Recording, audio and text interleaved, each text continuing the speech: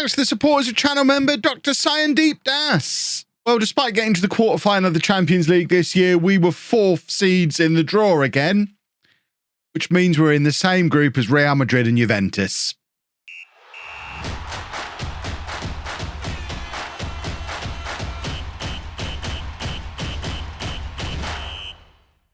Hello and welcome to Club 4, part 26 of Non-League to Legend. I'm Kevin. Coming up on today's episode, we have two very important games for you. We're at home against Manchester United in the Premier League and at home against Real Madrid in the Champions League. By the end of this episode, we could be top of the Premier League and celebrating beating Real Madrid in their own competition.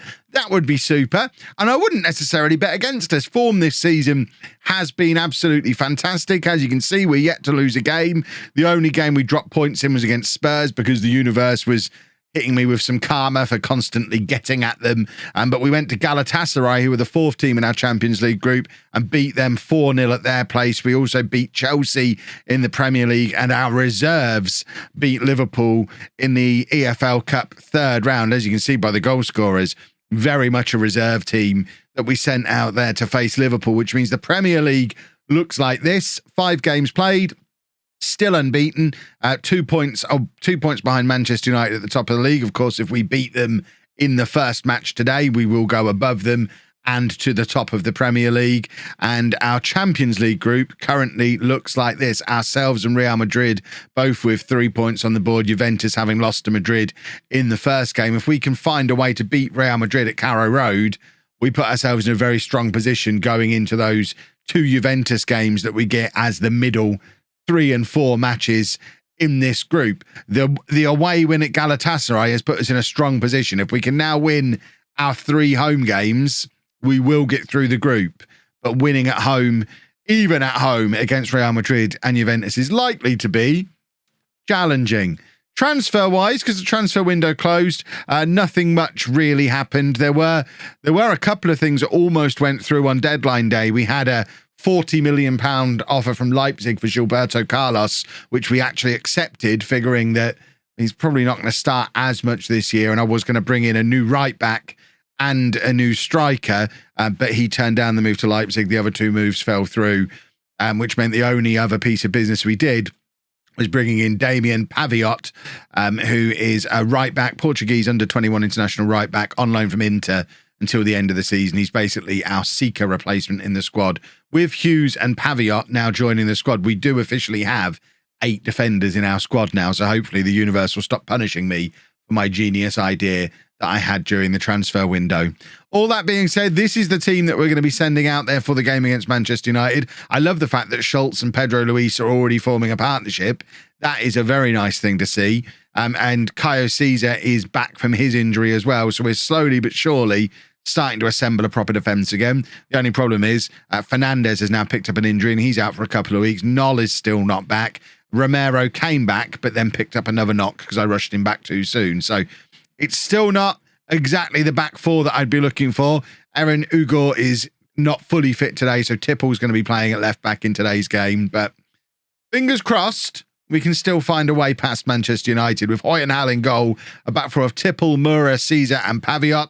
Navarro at the base of the midfield, Zamorano and Janusek ahead of him, Schultz then in behind, Abraham and Pedro Luis up front. I'm encouraged as well by the fact that our 2 backup strikers, Casolari and Gaza, both scored, having started the game against Liverpool in the EFL Cup. Obviously, Liverpool weren't completely full strength either, but we were about as rotated as we can get. Obviously, the defence was pretty much this one, but the likes of Gilberto Carlos and Walsh and who else? The 2 strikers. I mean, you know, we rotated where we could. We're on quite a small squad. And I think that's Colin Schultz's first goal for Norwich. If that's going to be given, he's run off to the corner flag to celebrate with the Norwich fans. It looked onside to me. I don't think Schultz is offside. The question is, were one of his teammates offside? You know what free kicks are like in FM22, and there we go. I imagine that's what it is if we get the replay. I don't think... which one is Schultz? I don't think Schultz was off, but there were 3 or 4 others who were, because it's just a thing in FM22. There's seemingly no way to train the players out of doing that. they just have a whole gaggle of them offside from set pieces in a way that just wouldn't happen as consistently as it does in real life. Talking of consistency, though, Pedro Luis has just hammered home his 6th goal of the season. What a finish that was. I mean, it was a decent opportunity, but it wasn't a nailed-on goal-scoring chance. But Pedro Luis made it look like one. Abraham played it into Janusek. Pedro Luis gets in behind the back four again and absolutely thunders it into the back of the net. That ball stayed hit. You want to check the net for damage. He hit that so hard. 1-0 to us, 16 minutes in. We're on the attack again. Pedro Luis was in behind. He couldn't bring it down, so nodded it back to Schultz, who then played it straight back through to him. And we're testing the goalkeeper again, and it's a corner. We are all over Man United at the start of this game. Janusek with the far post corner looking for Caesar, but can't find him.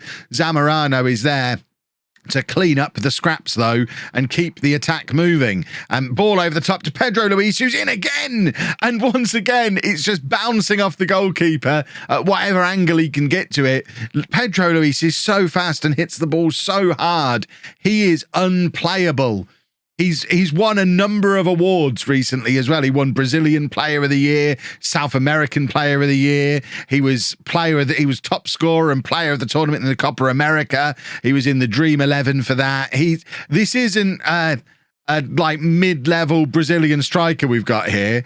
I mean, he's only played 15 or 16 caps for Brazil, I think, at this point. But I think we actually have Brazil's best starting striker playing for us here at Norwich. It is wonderful. And I mean, that's exactly what he looks like when he's playing as well. He's so quick, so direct, such a good goal scorer. And we're 1-0 up over Manchester United at half-time. We're just going to check in and I'm going to show you the awards. So I don't think we mentioned them during the transfer special, but the amount of awards this guy's won recently. I mean, I don't necessarily know what all of them mean, but I mean, that's quite a few. Copa America winners. Doesn't mention that he made it into the Dream 11 and stuff, but he did. That's weird. But Champions League, 3rd best striker, 3rd in the Golden Boot in the Champions League, 3rd in the Premier League Golden Boot. Don't know what this one is. Brazil Olímpico Futebol and the Trofeo Samba d'Or. I'm assuming these mean he's one of the best players in Brazil. And it's 8 goals from 16 caps for him so far. As you can see, playing pretty regularly. 3 starts, 2 substitute appearances for Brazil. Presumably that's since the season ticked over in the summer. And it is only, September? So that means he's been involved in every match Brazil have played since the season ticked over. We have a genuine Brazilian superstar striker. I don't think I've ever had that before in Football Manager. It's like the equivalent of bringing in a Neymar or someone like that at Norwich in his prime. It doesn't make any sense to me either. I don't know how we pulled it off. Just fantastic scouting way back when. Right, we are suffering with our defenders once again. We'll have to stop the Pedro Luis love party for a minute because we need to make a change. Caesar's not fully fit, and we're going to bring Hughes on for him. Javiot's struggling. Romero can come on for him. Schultz is also tiring, but I think we're going to leave him on for 10 minutes and just keep an eye on the rest of these defenders. I mean, it is fixable. I think Schultz probably has to be the man to come off. I'm looking at Tipple as well. I'm looking at the whole midfield. We will take off Schultz. He was tired first. Gilberto Carlos can come on for him. And I hope we just don't run out of steam against Manchester United here. We're still only 1-0 up.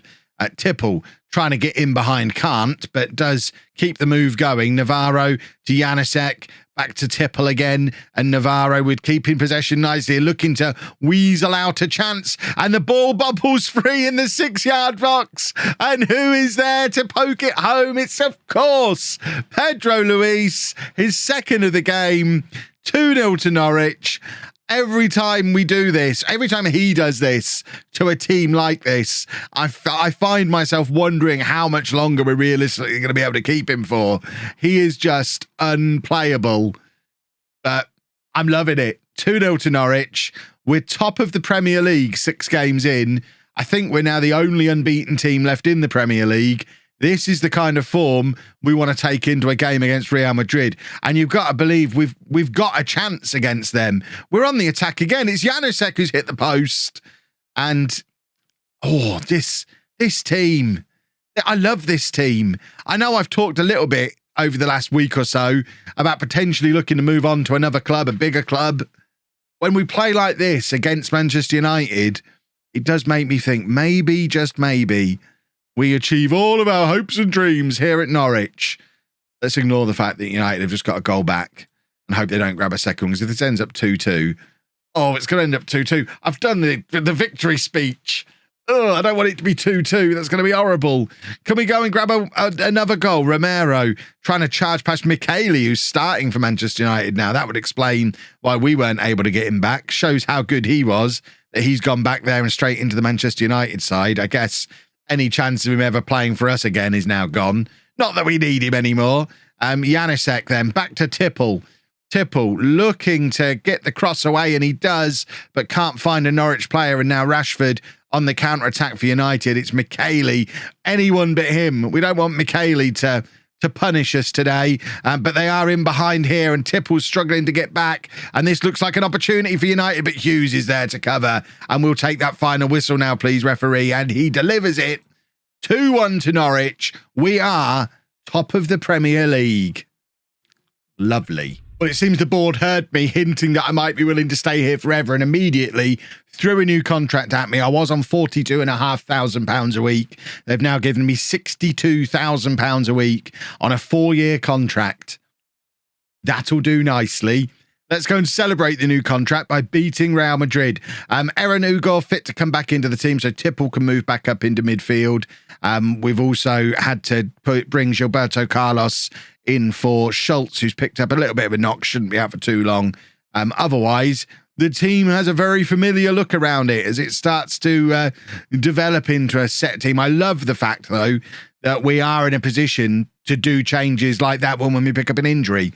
Schultz is injured. Gilberto Carlos can come in. They're both fantastic Champions League quality players. That's some nice strength in depth we've got. The more positions we can get into that.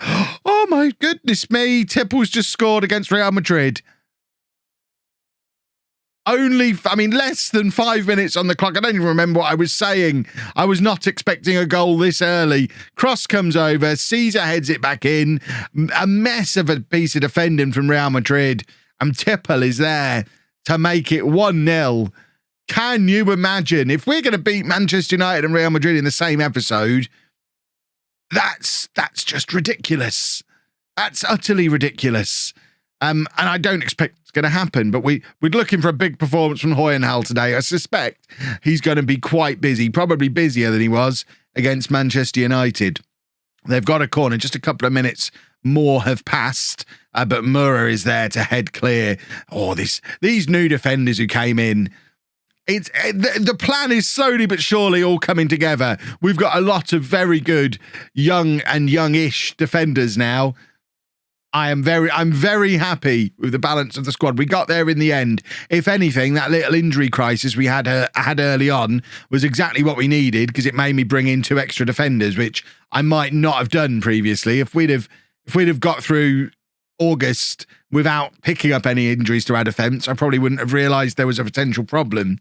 So thank you, Football Manager, for showing me the error of my ways. Oh, we've left him completely unmarked in the area there for some reason, though, choosing not to turn and instead playing it off to this guy, which seems odd.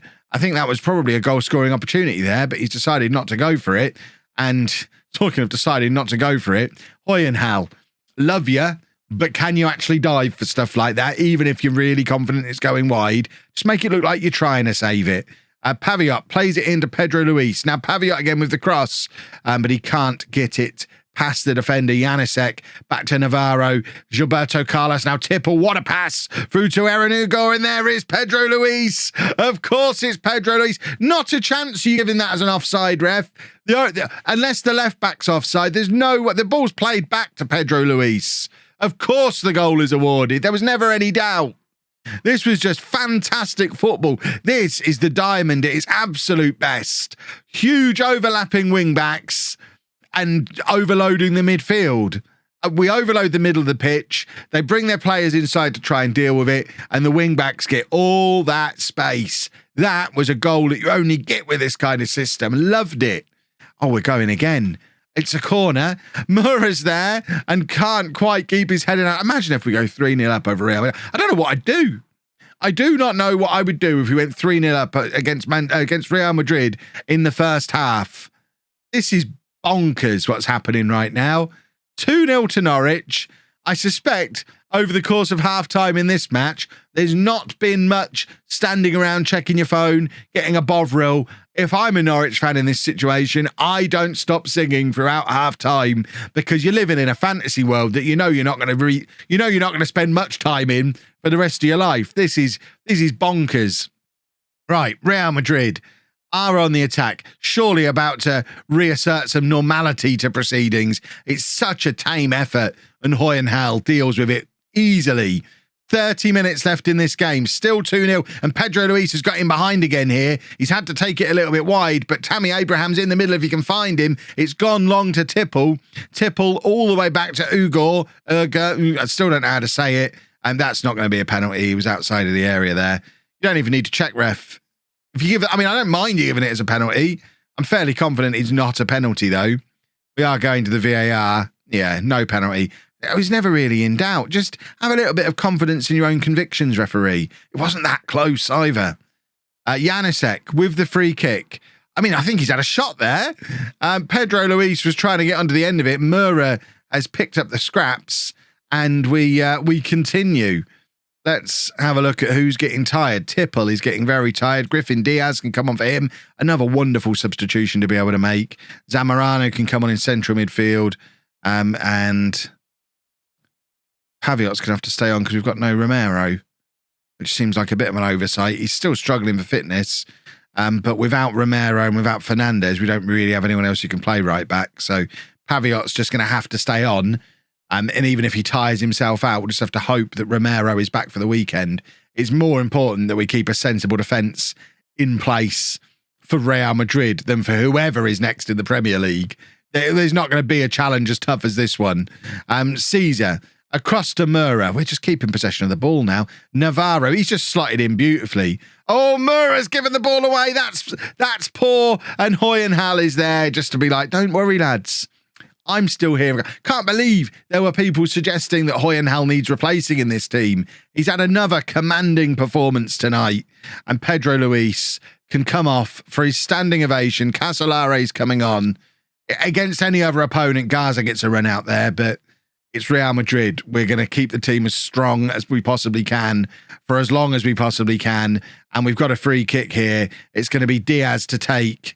And it's... I mean, I've never seen him take a free kick before, and that's probably why. He has scored a couple of long-range efforts over the years, but I don't know that I'd have given him the free kick. Oh, what a piece of defending. Who's that? Mura. I mean, he made the mistake earlier, but he's got up to make the block again there. That's two fantastic pieces of defending to keep it 2-0. Real Madrid with the corner. Header goes over. That, hopefully, is one of their final chances of the game. I mean, Mura deserves... I mean, he shouldn't be on a 6.9. I know he made a big error, but he's more than made up for it there. And we've just beaten Real Madrid 2-0. We've just beaten Manchester United and Real Madrid in the space of 4 days in the same episode. And I said it doesn't matter who's coming up in the league, not noticing that it was Liverpool. Well, okay. I am going to be back to show you Juventus. We'll pick one of the Juventus matches out, probably get a little bit further through and do that Juventus game. I think probably makes sense for tomorrow's episode. And I mean, we're in with a chance. We could, if we make it through the next home game against Juventus, if we win that as well, that would be 9 points from the first 3 matches. We can go to Madrid and we can go to Turin and we can lose both matches, knowing that we've still got to play Galatasaray at home. And we'll be through. That is a great start for this season's Champions League. And we're top of the Premier League. If you've enjoyed that, please make sure you leave a nice big thumbs up on there for me. Subscribe to the channel for daily Football Manager videos. And thank you very much for watching.